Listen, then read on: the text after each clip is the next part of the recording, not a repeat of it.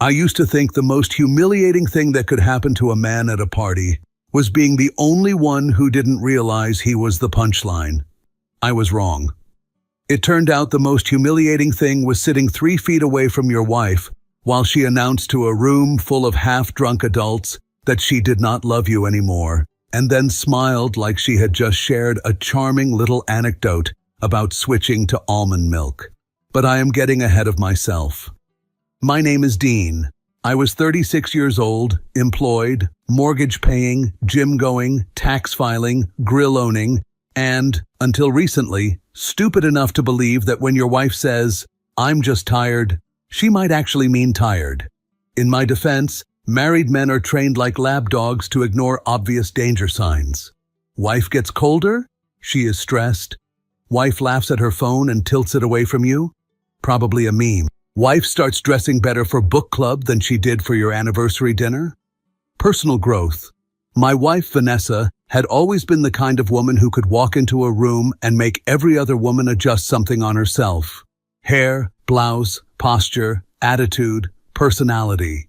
She had that polished, bright, socially lethal kind of beauty.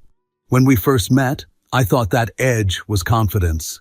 By year 7 of marriage, I realized confidence and contempt wear the same lipstick. Things had been off for months. Not in the dramatic movie way where you find some stranger's message lighting up her phone at midnight, complete with emojis that don't belong in a marriage. No. Vanessa was smarter than that. Her betrayal, whatever shape it had taken, wore clean lines and expensive heels. It started with tone. That is how disrespect enters a marriage when it wants to feel sophisticated. Not screaming, not slam doors. Did you seriously load the dishwasher like that? Wow, you're wearing that? You're so sensitive lately. You always make things heavier than they need to be. That last one was funny because it usually came right after she had dropped an emotional cinder block on my head. At first I pushed back. Vanessa, I'm not making things heavy. You just spoke to me like I'm your least favorite employee. She would blink innocently, tilt her head and say, "See? This is what I mean. Everything becomes a thing with you." There is no martial art more dangerous than a manipulative woman calmly mislabeling your reaction as the problem. Still, I was not blind. I noticed the new dresses, the extra gym sessions, the way her phone became more guarded than nuclear launch codes, the way she smiled at messages and then looked vaguely annoyed when I entered the room, like I had interrupted something she preferred over my existence. One night I came home early because a client meeting got canceled. I walked in quietly through the garage, loosened my tie, and heard her laughing in the kitchen. That laugh was old Vanessa. Full, loose, almost girlish. I had not heard it directed at me in months. For one stupid second I smiled. Then I heard her say, "Stop. If he heard you say that, he'd spiral for a week." I stopped in the hallway. A male voice came faintly through the speaker of her phone. I could not make out the words, but I heard enough to know it was not a female friend from book club discussing historical fiction and emotional literacy.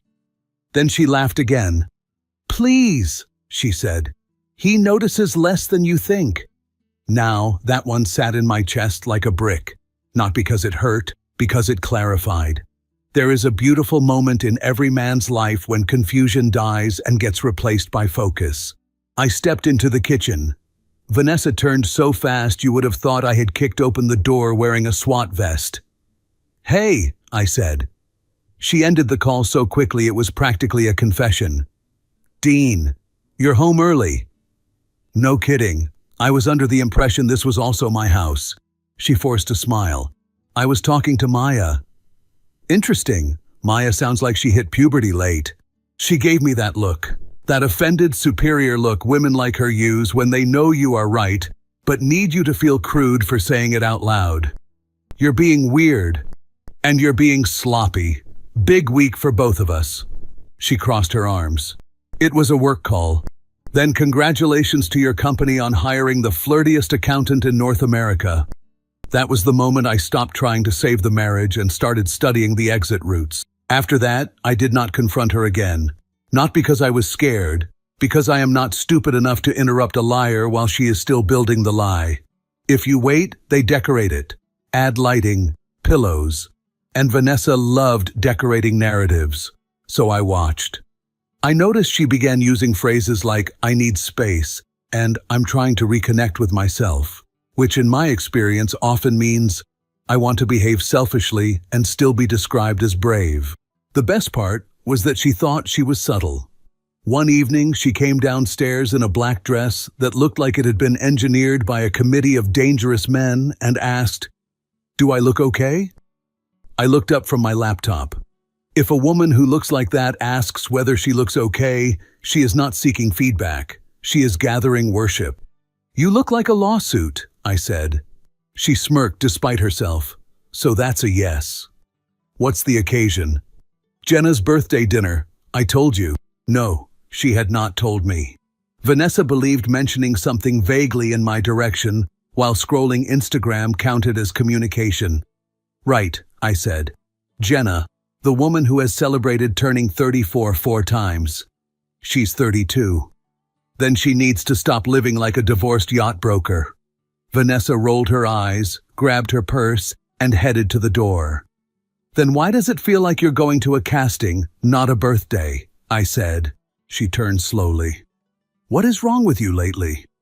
"I'm asking because if Jenna's birthday includes a man under 40 named Tyler with emotional issues and a beard, I want to make sure you get home safe." Her expression hardened. "You know what? This suspicious, sarcastic version of you is exhausting." "Funny," I said. "I was just going to say the same about this dishonest, smug version of you. But look at us, twins."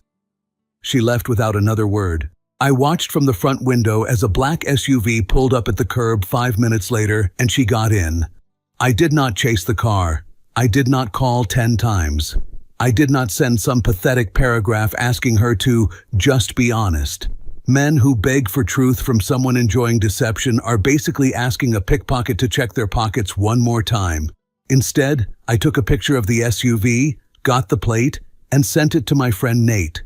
Nate was a former college roommate, current private security consultant, an enthusiastic enemy of nonsense. He texted back in under a minute. "Who is that?" "Possibly my wife's extracurricular activity." "Need details?" "Yes." "Need a shovel?" "Let's stay flexible." Over the next 2 weeks, I learned 3 important things. First, there was a man. His name was Colin Mercer, 41, divorced, ran some regional marketing firm full of aggressively moisturized men who used words like synergy and disruptive in daylight without shame. He was one of those polished suburban predators who always looked like he had just stepped out of a luxury car commercial where nobody ever mentions child support. Second, Vanessa had not stumbled into this by accident. This was not, "I was vulnerable" territory. This was scheduling, planning, outfit coordination, and strategic lying. Lunches, drinks, wellness events. One fake charity panel that apparently involved more kissing than fundraising. Third, and most important, she had been testing me. That was the part that made me laugh. Once you get over the rage, betrayal can become deeply embarrassing for the other person. Vanessa was not just cheating. She was auditioning my level of weakness. Pushing, withholding, needling, waiting to see whether I would shrink. Maybe she wanted a fight to justify herself. Maybe she wanted me broken. Maybe she just liked feeling adored somewhere else while treating me like furniture at home. Whatever the reason, I decided on one thing very clearly. I was not going to be the husband who found out, cried in the pantry, and gave a speech about memories. No. If Vanessa wanted theater, I was willing to produce. The invitation to the party came 3 days later. It was one of those awful glossy Evites from our friends Lila and Grant. A couple so aggressively social, they treated every mild occasion like the fall of Rome deserved catering. Saturday, cocktails, backyard, casual chic. Vanessa looked up from her phone that evening and said, "We're still going to Lila's on Saturday, right?" I was making a sandwich. "Depends. Are you unveiling my replacement there, or is this more of a soft launch?" She stared at me. I took a bite and kept chewing. Lately, I had stopped cushioning my words for her comfort. Turns out the truth gets a lot cleaner when you stop wrapping it in foam. "What is that supposed to mean?" she asked. "It means the tone in this house has been weird for months, and you're either lying to me, cheating on me." She gave a short, incredulous laugh. "You really have lost your mind." "No." I found pattern recognition. She grabbed her wine glass and leaned against the counter. "You know what your problem is? You always think you're the smartest person in the room." "That cannot be my problem. It keeps getting confirmed." She took a sip. "If you're so miserable, maybe don't come." I smiled at her, not warmly.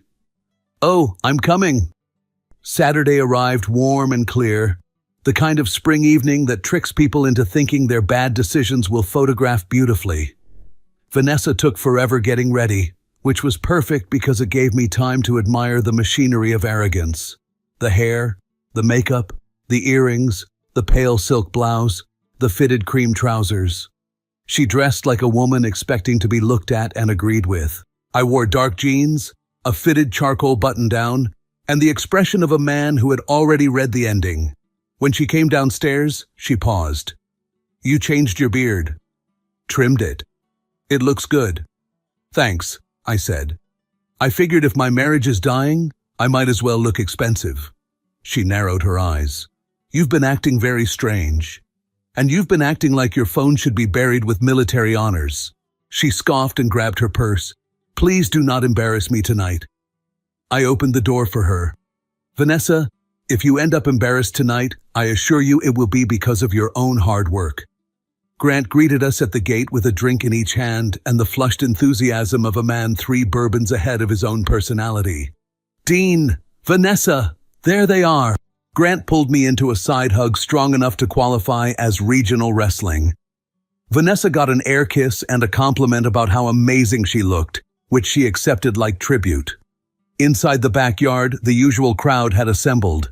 Lila, Jenna, Marcus loudly explaining smoked brisket to someone who had not asked.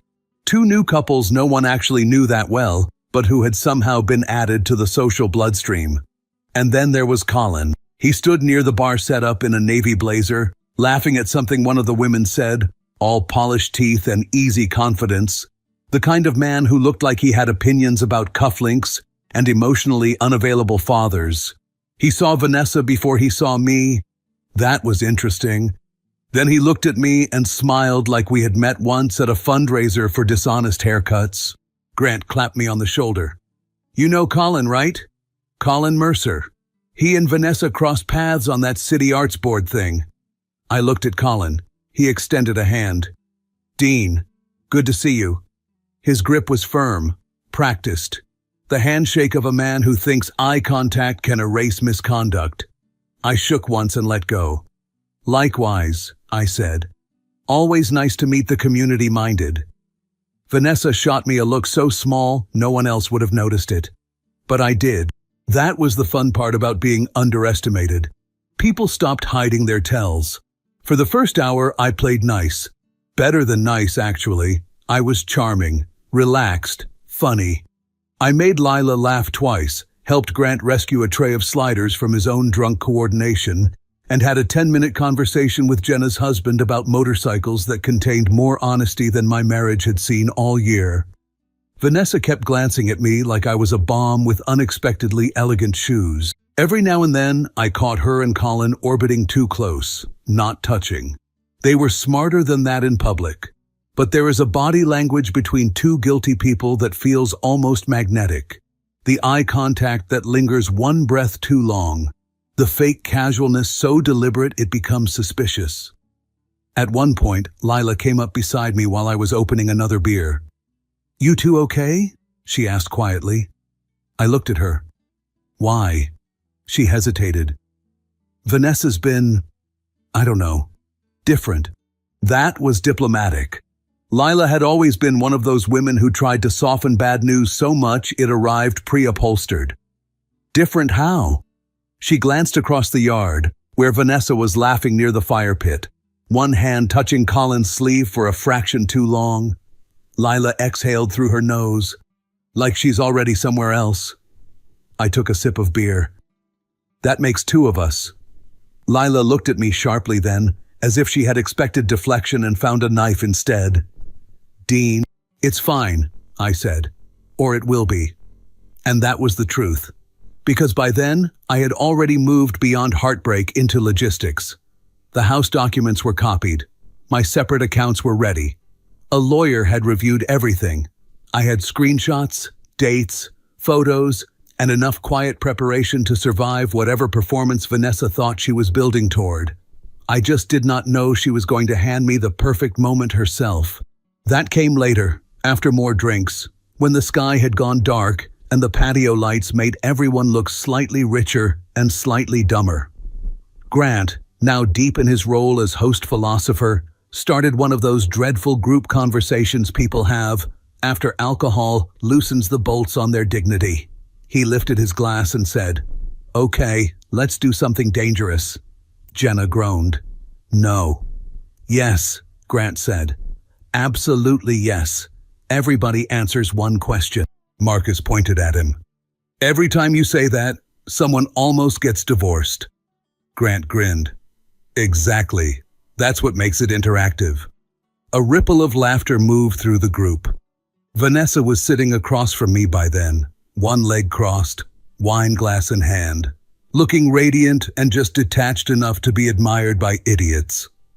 Grant spread his arms. "Simple question, for the married people especially. What keeps your relationship going after all this time?" There were groans, jokes, a few mock protests. Jenna said, "Mutually assured destruction." Her husband raised his glass. "And synchronized tax filing." Laughter. Marcus said, "A good mattress and low expectations." "Beautiful," Grant said. "That's real poetry." Then his eyes landed on Vanessa. "What about you two?" he asked with a grin. "Dean, Vanessa, you've been together, 7 years married? What keeps the fire alive?" Vanessa smiled, and I knew.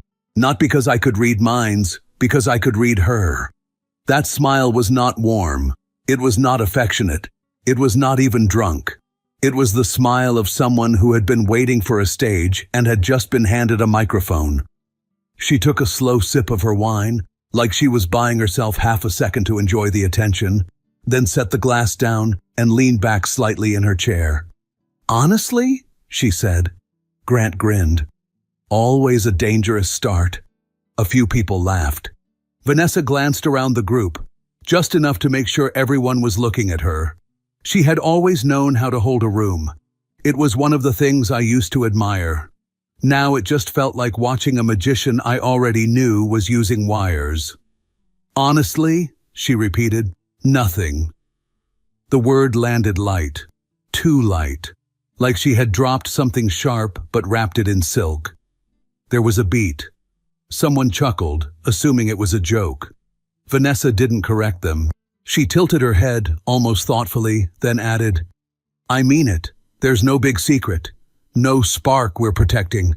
No magic." The laughter faded. You could feel the air shift. Grant let out a small, awkward laugh. "Okay, that got real fast." Jenna glanced between us like she had just realized she was sitting in the front row of something she did not buy tickets for. Vanessa kept going. "Of course she did." "When you've been together long enough," she said, almost conversationally, "you realize you're not really choosing each other anymore. You're just there, out of habit." That one drew a few uncomfortable smiles. Someone said, "Wow," under their breath.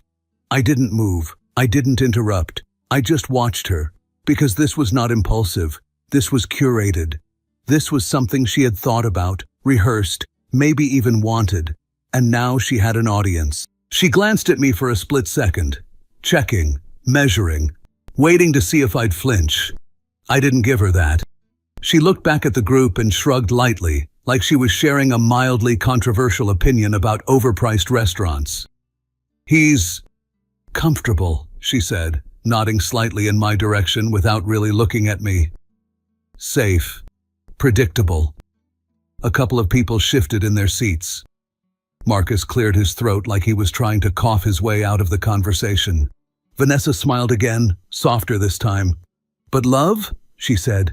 I don't even love him anymore. We're just stuck together. He's comfortable, that's it. There it was. Clean, direct, no drama, no shouting, just a quiet execution in a well-lit backyard. For a second, nobody spoke. Even Grant, who treated silence like a personal enemy, didn't know how to fill it. I heard the faint crackle of the fire pit. A glass clinked somewhere. Someone's phone buzzed and went ignored. And in the middle of all that, I felt calm. Not shocked, not devastated, just confirmed. There's a strange clarity that comes when the thing you suspected finally steps out of the shadows and introduces itself. No more guessing. No more, maybe I'm overthinking. Just truth. Ugly, but clean. Vanessa shifted slightly in her chair, finally turning her head toward me as if remembering I was technically part of the conversation. "Dean?" she said lightly. "You're very quiet." A few heads turned toward me. There it was. Her second move. Public honesty, followed by public expectation. She wanted a reaction. Anger would have been perfect for her. It would let her play the calm one, the reasonable one. Pain would have been even better. Nothing feeds that kind of ego like visible damage. I set my beer down on the table, took my time, looked at her. It's funny how someone can look exactly the same and still feel like a completely different person once you stop lying to yourself about them. "That's funny," I said. My voice came out even, not loud, not sharp, just placed. Vanessa's smile flickered for a fraction of a second. "Because I was just thinking the same thing," I added. A few people leaned in slightly. She frowned just a little. "About what?" I held her gaze. "About not feeling it anymore." Vanessa blinked. "That's not," she started, but I didn't let her finish. "See, the difference is," I said, leaning back in my chair, mirroring her earlier posture almost perfectly. I didn't need an audience to say it out loud. Silence again. Heavier this time. Grant looked like he was actively reconsidering ever speaking again. Vanessa straightened slightly. "What exactly are you implying?" There it was. Defensive. "I'm not implying anything," I said. "I'm agreeing with you." I picked up my beer again, took a small sip, then set it back down like we were discussing weather patterns. "No spark," I continued. "No magic, just habit." Vanessa's jaw tightened. That was new. She wasn't used to me stepping into the frame like this. She was used to me either smoothing things over or questioning myself. This version of me didn't do either. "You're being sarcastic," she said. "No," I replied. "I'm being accurate." A couple of people shifted uncomfortably. Jenna muttered, "Okay, maybe new topic." Vanessa ignored her. "Dean, if you have something to say, just say it," she said, a little sharper now. I smiled. "Oh, I do," I said. And then I paused. Because silence, used correctly, is louder than shouting. Because I could feel the room leaning in whether they wanted to or not. Vanessa held my gaze, something uneasy creeping into her expression now. That meant she hadn't planned this part. "Here's the thing," I said calmly. "You're right about one thing." She didn't respond. She just watched me. "So let's not pretend this is some slow, emotional drift," I continued, "or that we both just quietly fell out of love." A muscle in her jaw twitched, because that would be a very generous rewrite of what's actually been happening. Now people weren't just uncomfortable, they were alert. Vanessa let out a short laugh. "Oh my God, are we really doing this right now?" I tilted my head slightly. "You started it," I said. "That one hit." She glanced around quickly, as if suddenly aware that the room was no longer on her side by default. "Dean, you're making this into something it's not," she said. I shook my head slowly. "No," I replied. "I'm making it into exactly what it is." I leaned forward just a little, resting my forearms on my knees, relaxed, grounded, in control. "You didn't just wake up one day and stop loving me," I said. "You replaced me first." Vanessa went very still. "Excuse me?" she said. I held her eyes. No need to pretend, I said. You're not that bad at lying, but you're not as good as you think either. Dean, she snapped. Watch your tone. I almost laughed. My tone? I repeated. That's what we're focusing on? I gestured lightly toward her. You just announced to a group of people that you don't love your husband anymore, I said. But yeah, let's workshop my tone. A couple of people actually let out small, nervous laughs at that. Vanessa's cheeks flushed slightly. Anger now. That's not what I said, she insisted. I raised an eyebrow. Do you want me to quote you, or should we all just trust the memory of 20 witnesses? Grant looked like he wanted to crawl into the fire pit and disappear. Vanessa opened her mouth, then closed it. For the first time that night, she didn't have a clean line ready. So I helped her. You said there's no spark, I continued. No love, just comfort. I nodded slowly. Which is interesting considering how much effort you've been putting into impressing someone else lately. Now the word had shape.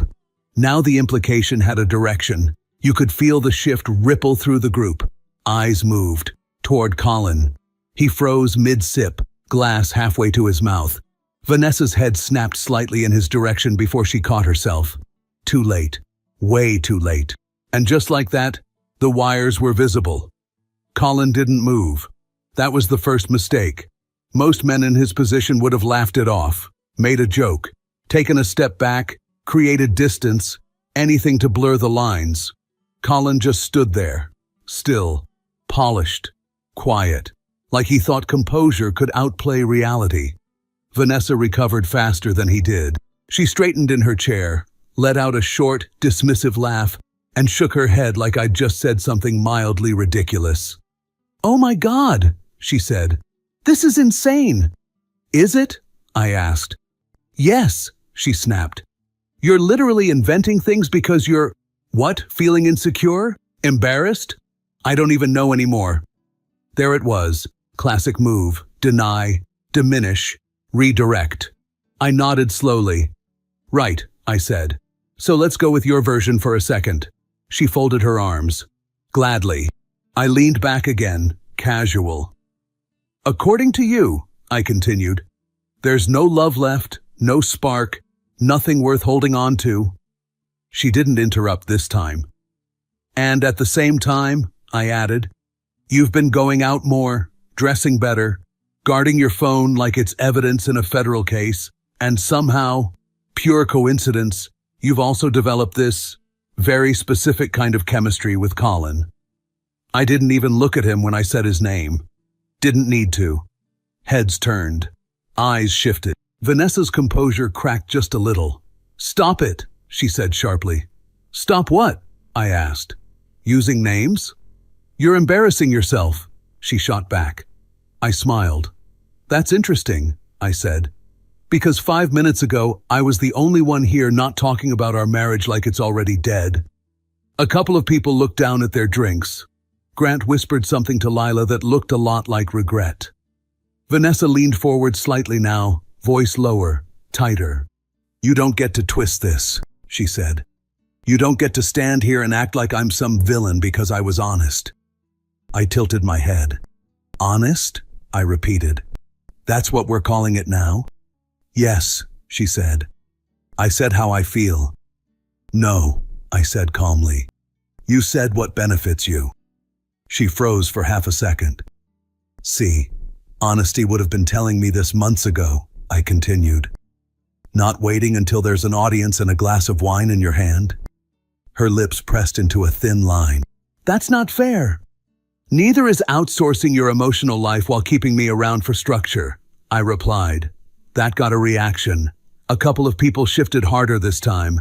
One of the new guys actually whispered, "Damn!" under his breath. Vanessa exhaled sharply through her nose. "You're making assumptions," she said. "You don't know anything." I nodded once. "You're right," I said. For a second, she thought she'd won that exchange. Then I continued. "I didn't know anything," I said. "At first. I reached for my phone but didn't unlock it yet, just held it loosely in my hand. I thought maybe it was stress," I went on, "or distance, or whatever excuse people use when they don't want to admit something's off." Vanessa didn't speak. She just watched me now. I told myself I was overthinking, I said. That I was reading into things that weren't there. Turns out I was just late. I let that hang for a second longer, then unlocked my phone. I don't need to guess, I said. I don't need to imply. I glanced down at the screen, then back up. Colin Mercer, I said casually.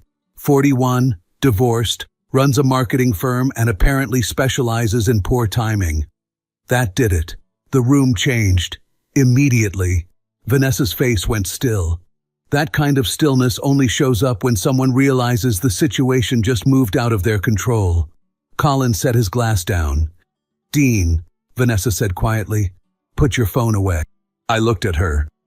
No, I said. You don't get to manage this moment. You gave that up when you decided to turn our marriage into a group discussion. She stood up. Fast. Enough, she said. This is not the place. You're right, I cut in. It wasn't. But you made it one. That hit harder than anything loud would have. She looked around now, at the faces, the silence, the shift. This wasn't going how she imagined. Dean, you're overreacting, she said, but there was a crack in it now. No, I replied. I'm reacting exactly once. I slipped my phone back into my pocket. No shouting, I said. No scene. You already did that part. A couple of people exchanged glances again. Vanessa shook her head, almost desperate now to regain footing. There is nothing going on, she said, louder this time. You're connecting dots that don't exist. I looked at her for a long second. Then I nodded toward Colin. Then he won't mind clarifying, I said. All eyes shifted again. Colin exhaled slowly, like a man who had just realized silence was no longer a viable strategy. Look, he said, raising his hand slightly, controlled, measured. I think this has gotten out of hand. Of course, corporate damage control voice. I've met Vanessa a few times through work, he continued. We've had conversations. That's it. Vanessa seized that immediately. Exactly, she said. Thank you. I smiled faintly. Conversations, I repeated. That's a clean word. Colin's jaw tightened. You're reading into things, he said. There's nothing inappropriate. I raised a hand slightly. Careful, I said. Don't overcommit. You might accidentally say something that doesn't match the timeline. Vanessa's eyes flicked to Colin. First real one of the night, and that's when I knew. They hadn't coordinated. They hadn't prepared for this version of me. Good. That meant I was finally ahead, and I wasn't planning to give that back. Colin didn't move. Dean, he said calmly, you're escalating something that doesn't need to be escalated. I almost smiled. Funny. From where I'm sitting, the only one who escalated anything is my wife. Stop, Vanessa snapped. Both of you. No, I said. You don't get to control this. She stepped closer. You're crossing a line. Which one? I asked. The one where I notice, or the one where I speak? She lowered her voice. This isn't how you handle things. No, I said quietly. This is how you handle them when you're done pretending. Colin tried again. I'm not going to stand here and be accused. You don't have to, I cut in. You already did your part. I've had enough. I pulled out my phone. I've already talked to a lawyer. It's done. She went pale. You're lying. No, I said. That was your role. I grabbed my jacket. I hope it was worth it. Then I glanced at Colin. Take care of her. You seem invested. No one answered. Behind me, she called my name. I didn't stop. Because some things don't end with shouting. They end with a decision. I didn't go home that night. I drove for a while. No music, no calls. Just the sound of the engine and that strange, quiet feeling you get when something heavy finally stops pressing on your chest. I ended up at Nate's place around midnight. He opened the door, took one look at me, and stepped aside without asking questions. Beer? He said. Yeah. We sat on his balcony, city lights in the distance, both of us quiet for a while. So, he said eventually, did you press the button? Yeah. He nodded like that confirmed something he already knew. How'd she take it? I took a sip. Like someone who thought they were in control of the script. He snorted. And? I changed the ending. That got a small smile out of him. Good, he said. The divorce was quick, clean, and almost disappointingly quiet. No scenes, no last-minute drama, no emotional reversals, just signatures, deadlines, and two people finalizing something that had already ended long before the paperwork caught up. Vanessa tried briefly to slow things down, not with emotion, but with control. Subtle attempts to delay, to reframe, to soften what had happened. It didn't work. There was nothing left to negotiate. Once she realized that, she stopped. Colin appeared exactly once during the process. Not as a central figure, more like someone trying to step into a story that no longer needed him. That moment said more than anything else. Whatever they had built in secrecy didn't translate well into reality. After the divorce, they stayed in contact for a while. But without the tension, without the risk, without the contrast that made everything feel intense, their connection started to lose shape. What looked strong in the shadows turned out to be fragile in the open. They didn't last. Vanessa didn't come out of it happier. From the outside, her life looked the same. Same circles, same routines, same image. But something shifted. The confidence was still there, but it felt thinner, less certain. Like it depended more on being seen than being secure. What she chose didn't build anything new. It just replaced something stable with something temporary. As for me, life became simpler. Not easier, not perfect, but clearer. No guessing, no second guessing, no trying to interpret silence or read between lines that shouldn't have been there in the first place. Just decisions, clean ones. And once you get used to that, you don't really miss the noise. She thought she was ending our story that night. She didn't realize I had already written the last chapter. If you felt this story hit hard, drop a like, subscribe for more, and share your thoughts in the comments. Your support keeps Steelheart beating.